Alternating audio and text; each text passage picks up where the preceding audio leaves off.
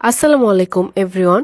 আজকে আমি আপনাদের সাথে শেয়ার করব একটি মজাদার জর্দা সেমাইয়ের রেসিপি। এই ঝরঝরা জর্দা সেমাইটা আমার অনেক পছন্দের, সো আজকে এটার রেসিপি আমি শেয়ার করছি। ফার্স্টে একটি প্যানে আমি তেল এবং ঘি দিয়ে এরপর আমি ড্রাই ফ্রুটগুলো ভালোভাবে ভেজে নিচ্ছি।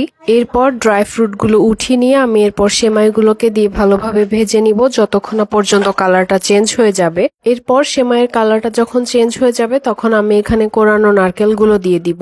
এই নারকেলটা দেওয়ার জন্য এই সেমাইয়ের টেস্টটা অনেক বেড়ে যায়। নারকেল আর সেমাই সবকিছু কিছুক্ষণ ধরে ভাজার পর এরপর আমি এখানে স্বাদ মতো চিনি দিয়ে দিচ্ছি এবং চিনি দিয়েও আমি কিছুক্ষণ ভেজে নিব এবং এরপর আমি এখানে অ্যাড করব ফুটন্ত গরম পানি।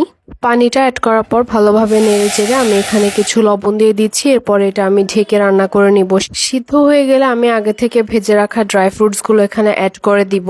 যে ড্রাই ফ্রুটসগুলো আমি ফার্স্টে ভেজে রেখেছিলাম সেটার হাফ আমি রান্নার মধ্যে দিয়েছিলাম এবং বাকি হাফ দিয়ে আমি ডেকোরেশন করব। এটার উপর দিয়ে আমি স্প্রেড করে দিচ্ছি। এই জর্দা সেমাই রেসিপিটি অনেক দ্রুত হয়ে যায় এবং এটা খেতে অনেক মজা লাগে। অতিথি আপ্যায়নে এই সেমাইটা অবশ্যই একবার বানিয়ে দেখতে পারেন।